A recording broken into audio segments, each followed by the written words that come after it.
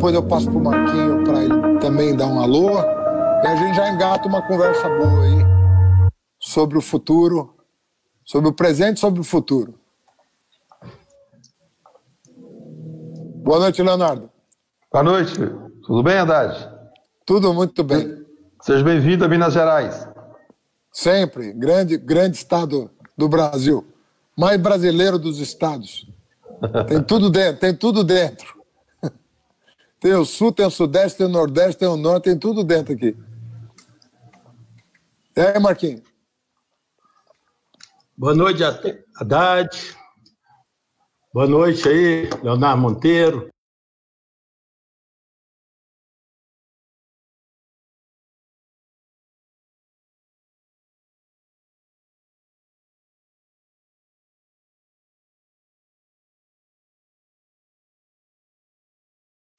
Foi na conversa do governador e viajou, e agora está chegando na nossa região, sabe? Sim. E agora nós estamos preocupados com isso também. Mas é um prazer poder estar te ouvindo aqui, poder participar dessa live, né, com você e com meu companheiro, grande amigo, Leonardo Monteiro. Leonardo, eu vou começar te fazendo primeiro um agradecimento, porque eu acho que a população não tem ideia do que a bancada do PT está fazendo na Câmara Federal.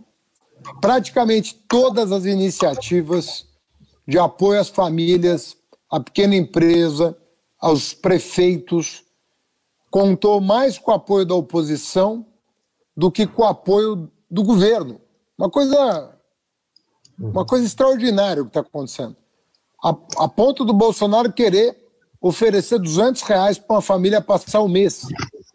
Sim. E se não fosse a oposição, que queria um salário mínimo, nós não teríamos chegado ao meio termo de R$600, que é pouco, mas é o triplo do que o governo estava oferecendo para as famílias brasileiras. Um escândalo. Esse Guedes é um escândalo total. E o dinheiro agora começa a chegar para prefeitos e governadores, graças também à oposição, que o Guedes queria oferecer menos da metade do que nós aprovamos lá no Congresso Nacional. E o dinheiro, graças aos bancos, não chega para o empregador. O empregador não está tendo dinheiro para bancar sua folha de pagamento. Isso está fazendo com que muitos sejam obrigados a demitir. E não sei a que ponto vai chegar o desemprego no Brasil se nada for feito. Além disso, nós temos um presidente que comete crimes de responsabilidade toda semana. Toda semana. E o Congresso não pauta o impeachment do Bolsonaro, o que é um grave erro, porque isso está matando gente e sufocando a economia. Então, não só a nossa democracia está em risco, como não temos horizonte nem de superar o vírus, nem de retomar a atividade econômica. Então, primeiro, Leonardo, fica meu agradecimento como cidadão, como professor, que acompanha por dever de ofício, que acompanha o dia a dia do Congresso Nacional e o papel que a oposição tem tido de destaque no enfrentamento à pandemia. Mas eu queria que você comentasse, né, o ambiente. Eu sei que você não está podendo fazer reuniões presenciais, nem é o caso, mas você está interagindo com os teus colegas do parlamento todo dia. Tá falando. E você, ó, esse cara simpático que se dá bem com todo mundo, bom conversador, uma pessoa de bom trânsito em todos os partidos, até nos partidos da situação. Eu sei que você tem trânsito porque você é uma pessoa que dialoga com todo mundo. Qual é o ambiente hoje em Brasília? Porque a impressão que dá é que a situação, o governo Bolsonaro está em outro planeta. Uhum. Eu queria então que você desse um depoimento sobre o que os brasileiros podem esperar desse governo, de fato. O que você está enxergando, de fato, entre os seus colegas em Brasília? Primeiro, Haddad, eu quero te cumprimentar, te saudar, desejar boas-vindas à nossa Minas Gerais, saudar também do nosso companheiro, nosso amigo, colega, deputado Marquinhos Lemos, nosso deputado estadual aqui por Minas Gerais. Olha, você fez uma pergunta e uma abordagem interessante. Nós estamos vivendo um momento de muita dificuldade uma crise financeira que agrava, já estava ruim antes da pandemia. Nós vimos o resultado do PIB do ano passado para esse ano, um PIBzinho de 1% do PIB do Bolsonaro. Vivemos uma crise sanitária, uma crise de saúde, e ai de nós se não fosse o SUS, né? Ai de nós se não fosse a rede de proteção social instituída e criada pelos nossos governos. E também vivemos essa crise profunda, uma crise política, um governo que desagrega, que bate cabeça, um governo muito maldoso, o governo tem cometido crimes, tanto em relação às pessoas como em relação às instituições, passa por cima da democracia. Então, nesse momento, nós temos feito uma luta muito grande na Câmara dos Deputados, primeiro para resistir, não deixar que os trabalhadores, que as trabalhadoras, que a maioria da população perca mais ainda. E, nesse período da pandemia, nós, o Partido dos Trabalhadores, os partidos de oposição, eu costumo dizer que os partidos do campo democrático e popular, de oposição ao governo Bolsonaro, nós fomos, nesse período, muito propositivo. Graças à nossa articulação, nós conseguimos aprovar o auxílio emergencial, que as duras penas, contra gosto do governo federal, né, mesmo não recebendo todos que deveriam receber, mas estão recebendo R$600, e as mulheres que são chefes de família R$1.200, graças a nós da oposição, conseguimos articular, até porque o governo tinha uma proposta de R$200, nós conseguimos chegar a R$600, R$1.200 para as mulheres que são chefes de família. E agora, semana atrasada, nós votamos também, fizemos uma emenda, uma articulação do deputado Zé Guimarães, do nosso partido, para poder as mulheres que são menores de 18 anos também poder receber. Então, nós podemos dizer, Haddad, que você tem acompanhado isso, e a gente estava tendo uma pauta muito ruim lá na Câmara dos Deputados, uma pauta só que cortava direitos. Durante esse processo, esse período da pandemia, nós conseguimos inverter a pauta na Câmara. E então, estamos tendo até uma pauta positiva, por incrível que pareça, votando projetos mais humanos, uma pauta mais humanista do ponto de vista de atender a nossa população. Essa semana mesmo nós estivemos discutindo aquela medida provisória 936, que fala da questão do programa emergencial e do emprego e da renda, que seria uma emenda, uma medida provisória para poder atender o micro e pequeno empresário, coisa que nós não estamos fazendo aqui no Brasil e que outros países fizeram. Parece que lá na França, né, o governo, através do Estado, ele financia o salário das pessoas. A empresa paga tanto, 20%, 30%, o governo paga 70%, 80%. Essas atitudes é que garante o distanciamento social, porque hoje nós vivemos uma contradição no país muito grande. É necessário as pessoas ficarem em casa. Olha, mas se o Estado não faz o seu papel, não dá a assistência que deveria dar, não garante as condições das pessoas de ficarem em casa, como é que ela vai ficar? Você precisa de ver, Haddad, como é que nós estamos vendo uma contradição muito grande no interior de Minas Gerais. Os comerciantes, os pequenos empresários, pressionando os prefeitos para poder liberar o comércio. E o vírus só expandindo, porque falta o Estado cumprir o seu papel.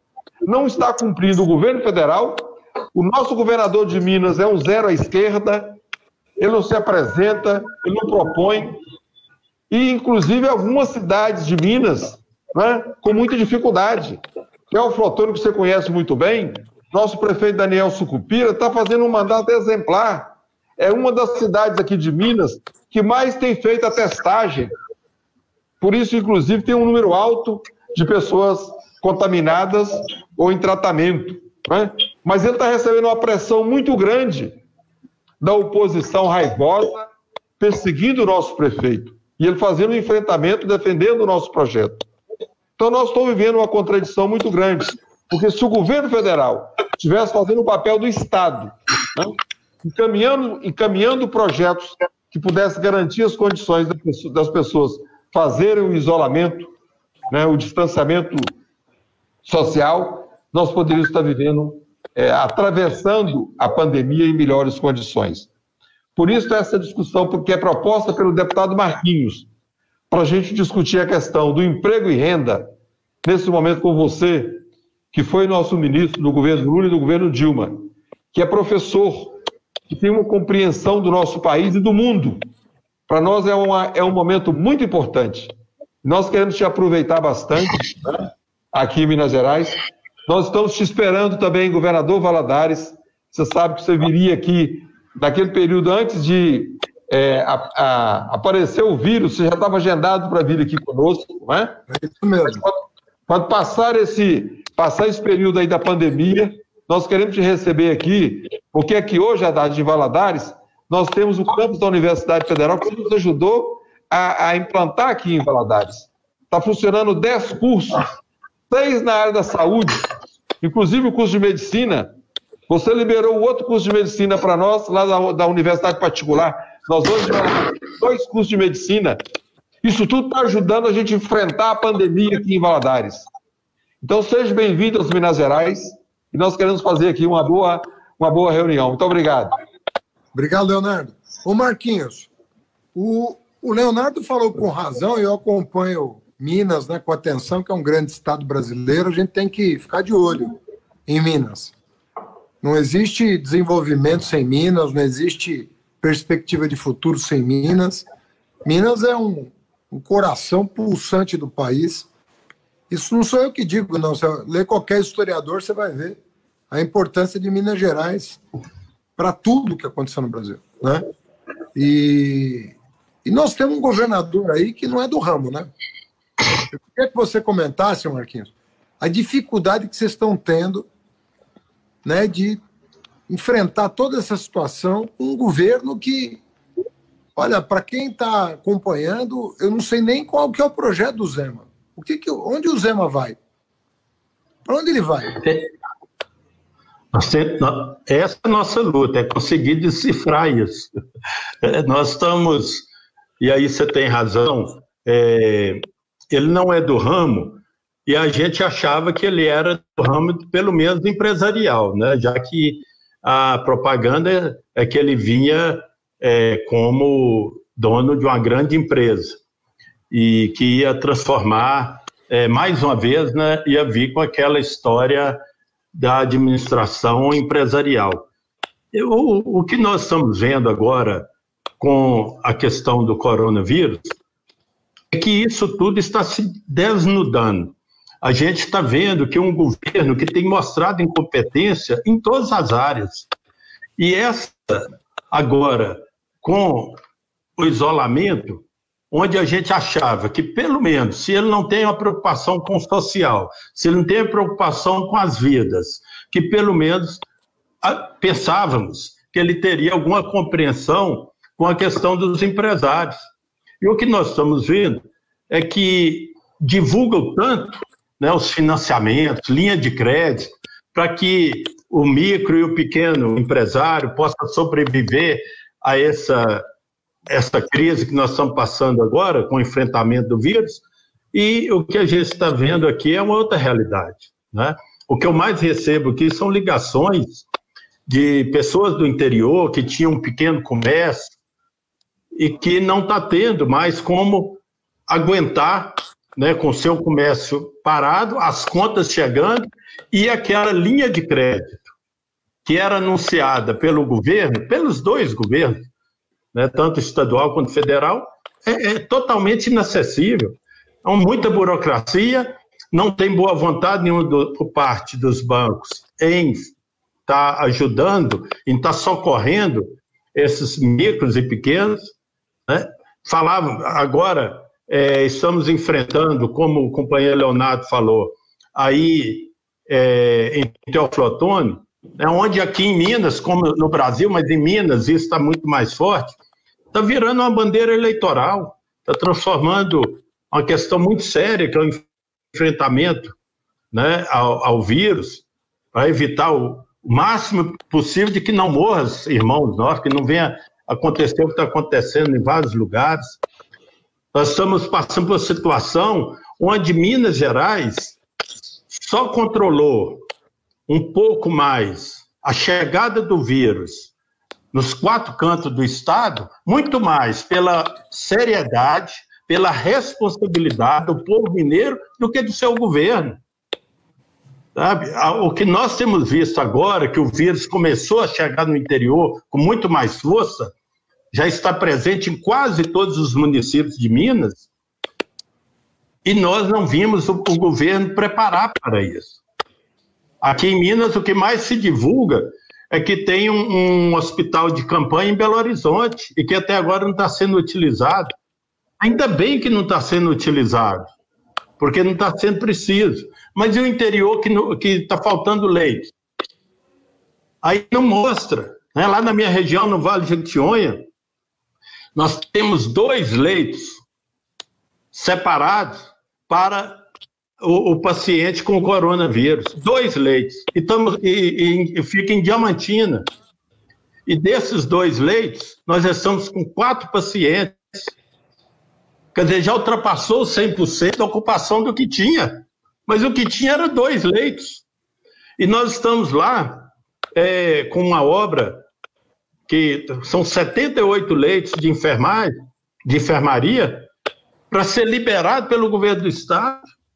E o governo do Estado até agora não liberou ainda a conclusão desses 78 leitos de enfermaria para que a Santa Casa em Diamantina, que atende toda aquela região do Vale de Jequitinhonha, pudesse ter mais, vamos dizer assim, um pouco mais de conforto, no caso, para enfrentar essa pandemia que já chegou no Vale de Jequitinhonha e está nos preocupando muito. Então, nós estamos passando por um momento muito difícil, Haddad, porque quando a gente acha que é um governo que entende de negócio e não de política, aí está mostrando que não entende de nada.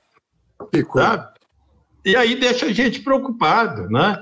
Porque um governo que voltou às aulas, fez com que os alunos voltassem para as aulas, disse que era online, né? Mas esqueceu que a maioria dos alunos de Minas Gerais, que a maioria dos municípios em Minas Gerais não tem facilidade em acessar a internet.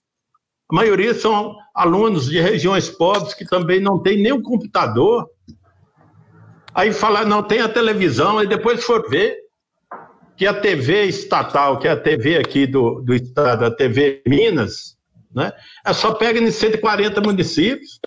Meu Deus. De 850, então, onde? Como que esses alunos vão assistir a aula onde? Não dá nem 20% dos municípios mineiros.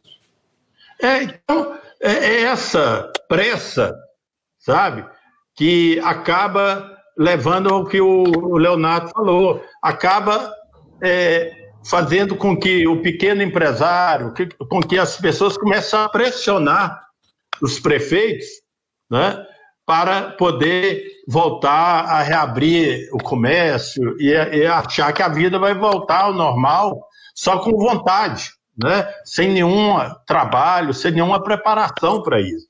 Tá? Então, assim como o Leonardo, eu tenho certeza que o Partido dos Trabalhadores, no Brasil inteiro, tem essa preocupação com a volta do comércio, com a volta da nossa vida, né, a normalidade, o mais rápido possível, mas tem que voltar com muita seriedade e com muito controle, né, porque nós sabemos que aqui, como eu estou citando o exemplo do Jequitinhonha, mas lá no Mucuri e no norte de Minas, nós não estamos preparados para uma pandemia e para esse vírus chegar com mais força nas nossas cidades. Infelizmente, o governo não tem feito nada para preparar. Faz onde aparece, que é no caso em Belo Horizonte, né? Muito mais para aparecer Do que para fazer. Do que, na verdade, para solucionar e preocupado com esse problema muito sério. Leonardo, deixa eu voltar para ti num assunto que, obviamente, que nós estamos vendo a saúde pública e a economia serem devastadas pelo governo Bolsonaro. Não sei se a tua opinião é a mesma que a minha, mas, para mim, o isolamento mal feito acabou atrapalhando a saúde e a educação, a saúde e a economia. Porque se ele fizesse bem feito, nós já estaríamos voltando com segurança. Com certeza. Ele fez mal feito, ele nem resolveu o problema da economia, nem resolveu o problema da saúde. Então, ele escolheu a pior estratégia possível e sabotou os governadores sérios. Porque no país tem muito governador sério. Minas pode não ter, mas o nosso Nordeste aí tem governador muito sério. Tem prefeitos que são sérios. Né, prefeitos sérios. Sim. E ele sabotou o trabalho de quem era sério. Mas eu queria te perguntar, além da saúde e da educação, você que acompanhou o meu trabalho no MEC, você que foi protagonista de levar a universidade e Instituto Federal para o Brasil inteiro. E você levou muitos para Minas Gerais. Não foram poucos, não. Você espalhou, você salpicou. Você pegou um saleiro assim, salpicou em Universidade e Instituto Federal por essa Minas afora. Uma coisa extraordinária de visitar Minas é você ir visitar os institutos e universidades federais do governo Lula e do governo Dilma. Como é que você está vendo a permanência desse Weintraub no Ministério, Leonardo? Como é que é possível um desastre desse ficar à frente do Ministério dessa importância? E quais são os seus temores sobre a condução da educação brasileira? Nós já vamos para 2 anos de governo e tudo que você ouviu falar foi em destruição. Primeiro, Haddad, aqui está eu e o Marquinho. Nós fazemos política na região de Minas aqui, que é a parte do mapa de Minas que não tinha uma escola pública de 3º grau. Se a gente considerar o leste de Minas, Governador Valadares, Ipatinga ali, Teófilo Otoni, Araçuaí e Almenara, que está no Vale de Quitinhonha, até o norte de Minas, essa região toda, nós não tínhamos uma escola pública de 3º grau. Isso compreende quase meio mapa de Minas Gerais. Foi nos nossos governos, você à frente do Ministério da Educação, que nós conseguimos, e você fala e é verdade, porque cidade como Almenara, nós colocamos o Instituto Federal, Araçuaí, Diamantina, Instituto Federal e a sede da Universidade Federal do Vale de Quitinhonha e do Mucuri, Teófilo Otoni, que é a capital do Vale do Mucuri, não existia nada. Nós colocamos o Instituto Federal e o campus da Universidade Federal, o Instituto Federal em Montes Claros, em Unai, lá no Noroeste, nós colocamos o campus da Universidade Federal do Vale do Jequitinhonha e do Mucuri. Em Janaúba, o campus da Universidade Federal do Vale do Jequitinhonha e do Mucuri, lá no norte de Minas, Janaúba, e o Instituto Federal. E eu não estou a dizer o resto de Minas, eu estou dizendo a região considerada mais pobre do nosso estado, a região do semiárido, que é a região mais pobre, que não existia. Quem quisesse estudar nessa região, Haddad, ou era só os filhos de rico que podiam ir para fora, ou ficava sem estudar. Juventude na nossa região ia para o corte de cana em São Paulo, era a forma de sobreviver, não tinha oportunidade de estudar, não tinha luz. Quem colocou luz para todos nessa região foi os nossos governos, né? Água para todos. Então, agora hoje, o trabalho que você fez no Ministério da Educação, né? Me lembro quando você iniciou no início como secretário executivo do Ministério, depois ministro da Educação, né? Hoje a gente vê um ministro desse nível e em governo nenhum a gente imaginava ter um quadro dessa espécie no Ministério. Ele só deseduca, né? Impressionante. Então é um negócio muito esquisito. Eu não sei até quando isso vai ficar lá, mas me parece que está cumprindo o papel do presidente. Esse presidente aí, Haddad, a gente lembra muito bem quando ele entrou. ele falou que iria destruir tudo que estava construído no Brasil até agora. E não é construído por nós do PT, não. Não é? Tudo que o nosso país conquistou ao longo da história. É um país, um estado do bem-estar social, não é? Com a rede de proteção social importante. O nosso país é um país que está ampliando a democracia, consolidando a sua democracia. Aí chega esse presidente Bolsonaro e fala que vai destruir tudo e põe no Ministério da Educação uma figura dessa qualidade. E os filhos dele, hein, Leonardo? Que tamanha influência é essa de família dentro do governo? Nunca vi um negócio desse na minha vida. Filho põe ministro, tira ministro, sustenta ministro. Aquele fanático de Richmond lá em Virgínia, nos Estados Unidos, põe ministro, tira ministro. Quem é esse cara? O cara nem conhece o Brasil direito. Exatamente. Nós aprendemos na política, né, Haddad, que a gente tem que evitar nomeação de parentes nas administrações. Eu fui vereador na minha cidade, Valadares, 3 mandatos, fui presidente da Câmara, estou, graças a Deus, no meu 5º mandato de deputado federal, né? Sempre resistindo a essa tentação, muitas vezes, de colocar parentes por influência da gente na política. Então, quando a gente vê um presidente da República fazer o que está fazendo com o nosso país, né?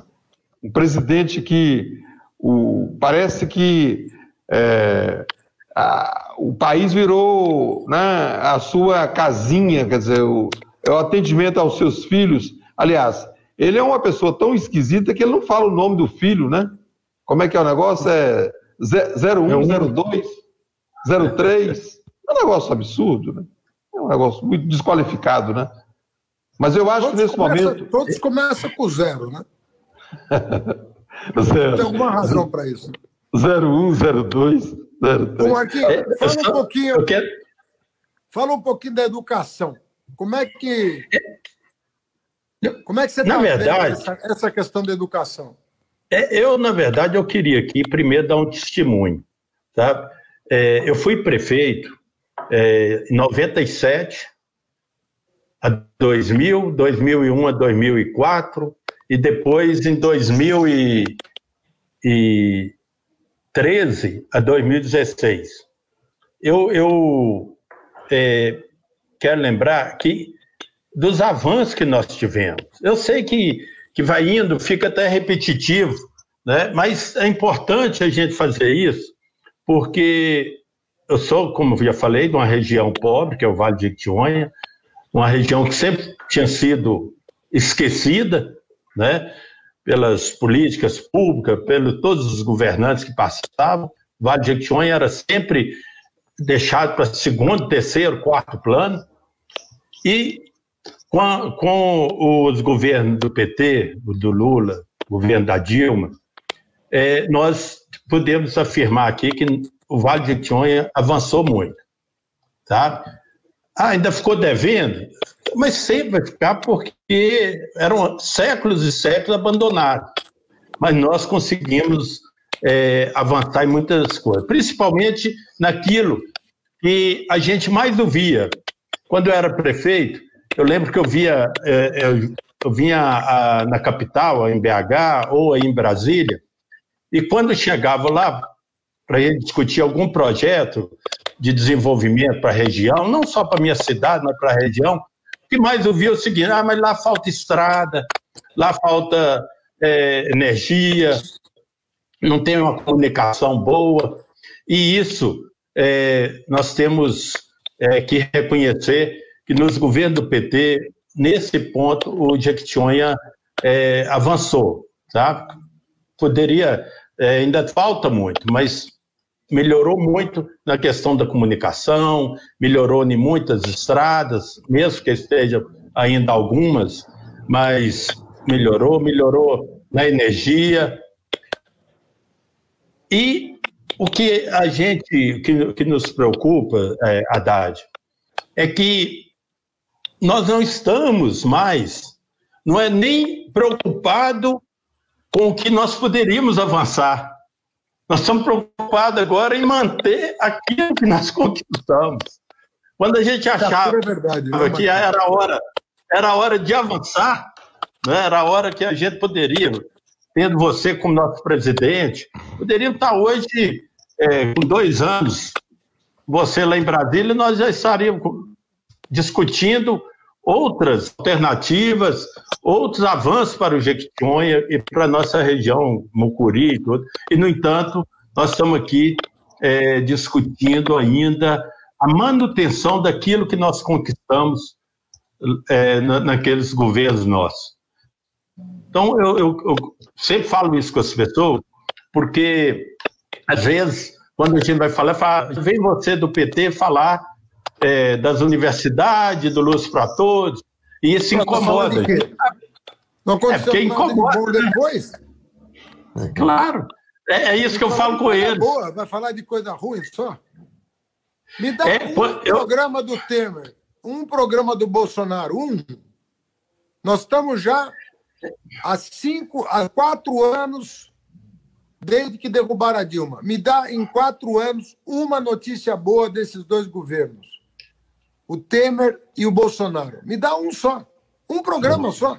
Eu cito 200 programas. Só da minha área tinha 40.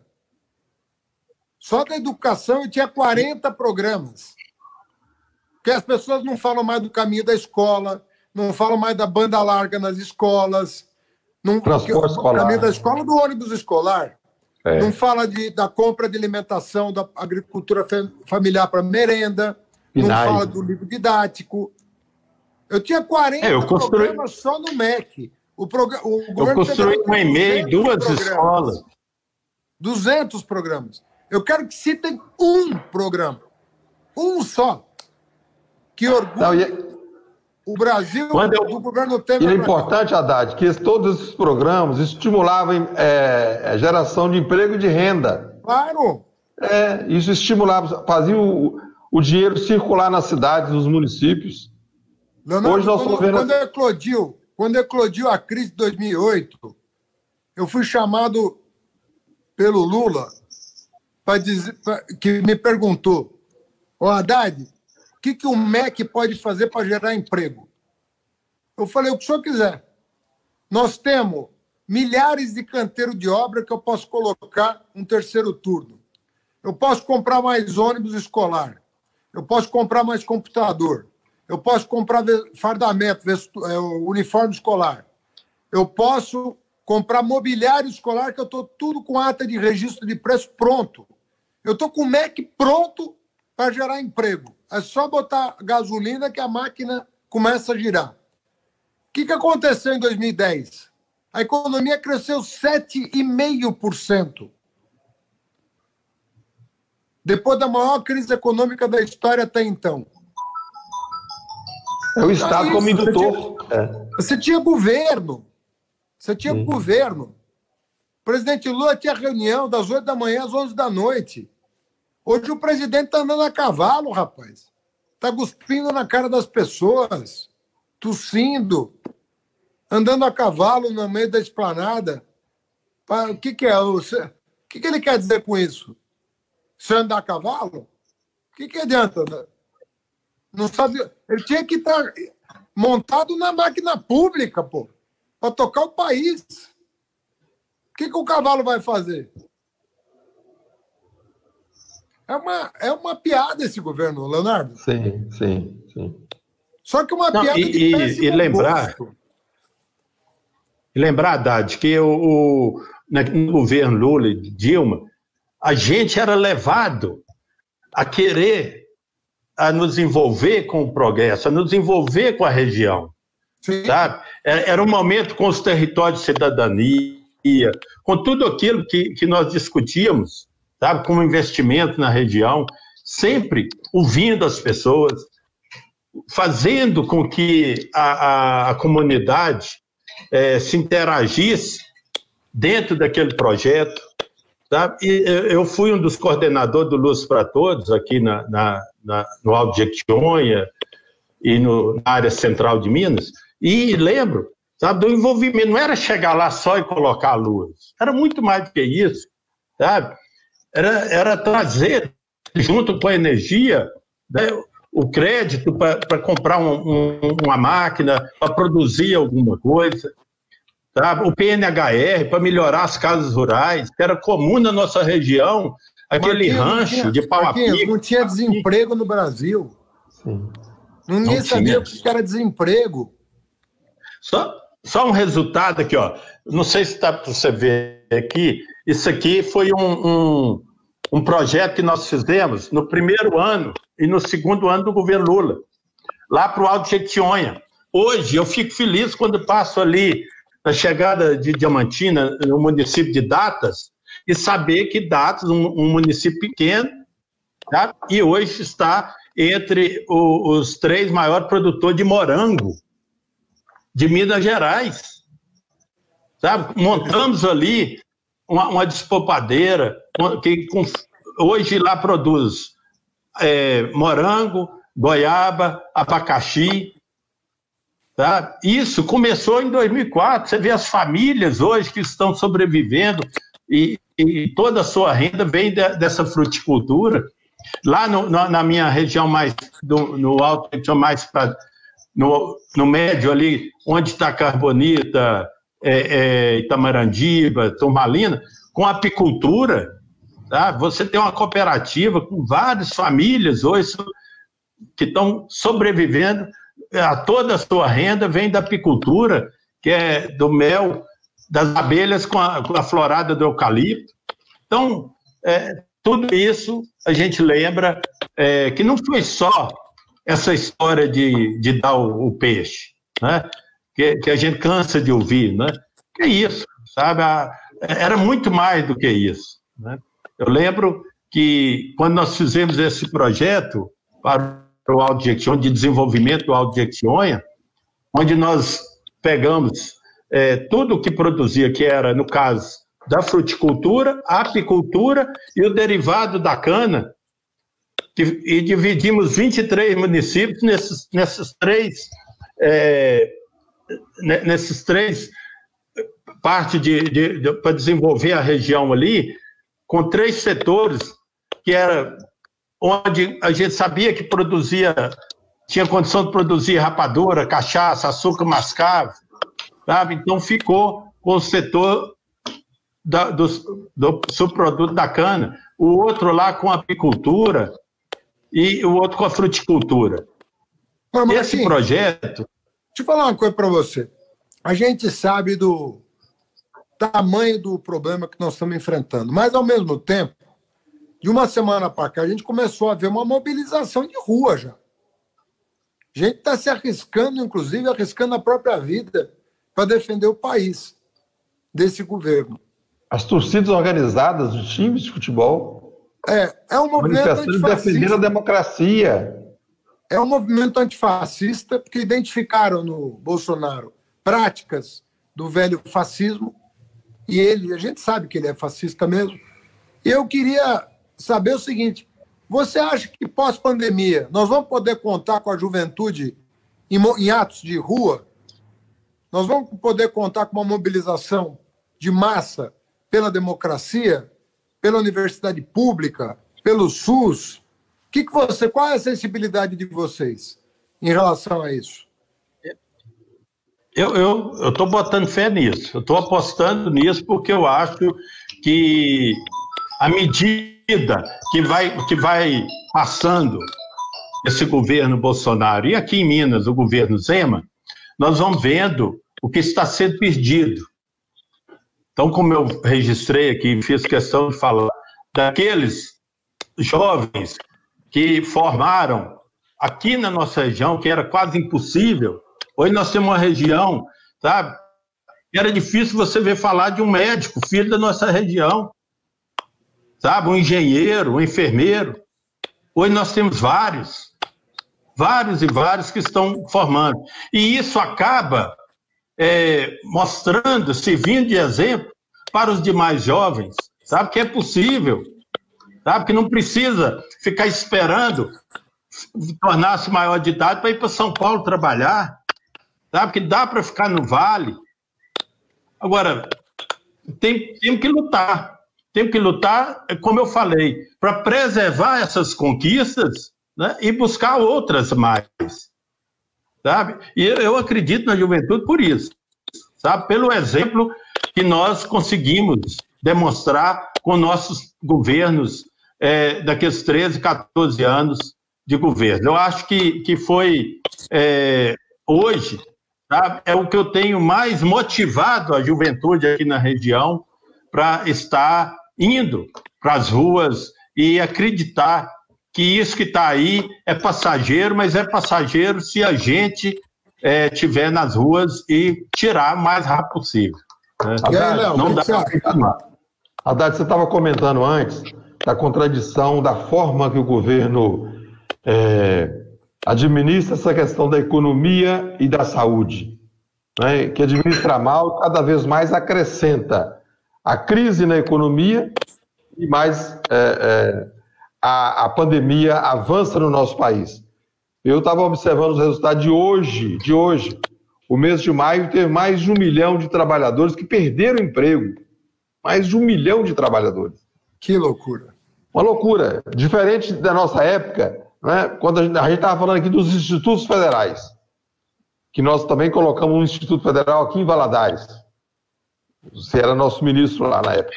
Olha, o Instituto Federal, ele promove a formação da juventude. Ele promove do nível técnico, do nível médio e do nível superior, porque tem curso de engenharia também. Então, prepara a nossa juventude, qualifica a juventude, além disso, contribui com o próprio setor produtivo, porque você está formando mão de obra qualificada para trabalhar nas empresas. Inclusive, eu queria aproveitar, Haddad, te mandar fazer um agradecimento em nome da prefeita Elisa, ex-prefeita de Valadares. Ela pediu para te agradecer da época das escolas de tempo integral e da creche, você lembra?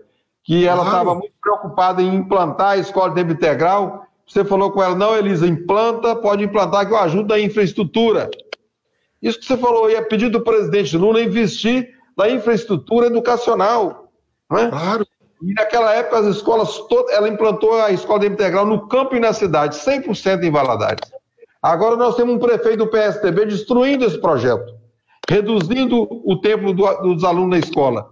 Por isso que nós vamos disputar esse projeto, sou pré-candidato, para a gente restabelecer a escola de tempo integral aqui em Governador Valadares. Então... uma das coisas mais importantes que você vai fazer como prefeito. Das mais importantes. Você sabe que eu vou estar aí com você, caminhando aí pela cidade. Nós vamos estar juntos, conversando com a juventude, anunciando os novos bons tempos que vão se abrir para o Brasil. Sim. Porque ninguém merece o que está acontecendo com esse país. Esse país é um país alegre, esse país não é um país de ódio, esse país é um país muito sofrido. Sim. Muito sofrido. Mas é um país que nunca baixou a cabeça, sempre teve esperança, sempre acreditou que dias melhores viriam. E quando chegou o presidente Lula, o cara sentiu o gosto de que as coisas podiam mudar para melhor. Agora tudo virou. Virou por quê? Eles querem os 500 anos de história para trás ou querem os 10 anos que nós governamos em paz, fazendo bem para o povo? Essa é que é a pergunta. O Bolsonaro quer voltar para o engenho, rapaz, de açúcar, sim, para a escravidão. Sim. Isso não dá, o brasileiro não Mas você precisa de ver, Haddad, você precisa de ver, nós estamos com pré-candidaturas em várias cidades de Minas Gerais, nas principais cidades, aqui em João Monlevade, candidatura para ganhar eleição no Vale do Aço, em Timóteo, Ipatinga, nós em Valadares, Araçuaí, a Cacá, que o Lula gosta tanto da Cacá, uma negra, não é? Uma mulher negra, nossa candidata a prefeita, a Jane, uma mulher também em Pavão, a Leninha lá em Montes Claros, que é uma mulher... Muita mulher, hein, pelo que eu estou vendo aí, hein? Hein? Muita mulher competindo, hein? Muita. Nós estamos com a chapa... Mesmo. Nós estamos com pré-candidatura, né, Marquinho? Nós temos várias pré-candidaturas importantes aqui a Margarida em Juiz de Fora, Marília em Contagem, Maria do Carmo em Betim. Então nós estamos com um quadro, uma equipe de pré-candidatas e pré-candidatos importante aqui no estado de Minas Gerais. Vamos precisar muito da sua presença, da presença do presidente Lula, né, do nosso companheiro Marquinhos, para a gente poder fortalecer as nossas pré-candidaturas, nossas candidaturas e fazer o número máximo possível de prefeitos e prefeitas aqui em Minas Gerais. Rapaz, eu queria deixar meu abraço para vocês, deixar meu abraço para o povo de Minas, que a gente tem muito amor por Minas Gerais. Não tem um brasileiro que não goste muito de Minas Gerais. E Minas Gerais é muito do Brasil, é muito da nossa gente, da nossa pureza, do nosso desejo de fazer o bem. Né? Minas está passando uma situação difícil. Escolheu um governador aí que não está dando conta, mas já tem eleição para botar ordem. Primeiro, vamos começar pelas prefeituras. Vamos começar a botar ordem nas prefeituras. Em 2022, nós vamos botar ordem no país e nos estados. E aí o Brasil retoma. Porque 2022 é o bicentenário da nossa independência, rapaz. Aí nós temos que acertar na mosca para superar essa situação toda. Mas meu abraço, Marquinhos. Parabéns pela tua fala, uma fala arrumada. Fala de quem tem pensamento grande, quem pensa grande, tem o país na cabeça. Leonardo é meu querido amigo, meu habitué do Ministério da Educação. Eu não saía de lá para pedir coisa. Pelo amor de Deus, você anda com uma lista. Marquinhos, você não quer saber. Era lista de supermercado. Creche para um lado, ônibus para o outro, universidade para o outro. E levava tudo. Eu saía com o carrinho cheio. Mas graças a Deus, nós tivemos grandes bancadas petistas em Minas que souberam aproveitar os bons tempos dos governos do PT. E transformamos o norte de Minas, transformamos o Nordeste inteiro, transformamos o Pará, transformamos toda a região que precisava de atenção especial, porque não tinha recebido atenção nenhuma pelos governos anteriores. O PT foi lá e fez a diferença. Essa é a razão pela qual 70% dos votos o povo é grato aos governos do PT. E graças às fake news, nós estamos com esse fanático na presidência da República que não trabalha. Se ainda trabalhasse um pouco pelo povo, mas só sabe fazer algazarra, xingar, brigar. Agora, brigar pelo povo, ele não briga. Não, ele só briga pelos filhos. Então, nós temos que saber que nossa tarefa é grande, mas não merece o nosso esforço todo. Estava cortando no finalzinho. Fala, Marquinho. Ô, Léo, valeu, viu? Muito bom, Marquinho. Obrigadão, hein? E tamo junto, Marquinho. Lembrar que vou tomar café a partir de janeiro lá na prefeitura, viu? Você já foi prefeito, agora eu vou aprender a ser prefeito. Deixa eu me ensinar aqui. Quem dera. Nada, você já, com sua experiência aí, conhece muito bem Valadares, então você vai dar conta, assim, vai ser um sucesso, com certeza. Passar esse período da pandemia, eu quero que você venha aqui para a gente dar umas caminhadas. Falou, Marquinhos? Alô, estamos juntos. Alô. Olha, muito obrigado, viu, pelo apoio e pela ajuda lá nos outros municípios, tá? Onde a gente tem caminhado junto. Falou. Tá dando tudo certo. Tá bom, um abraço, hein? Valeu.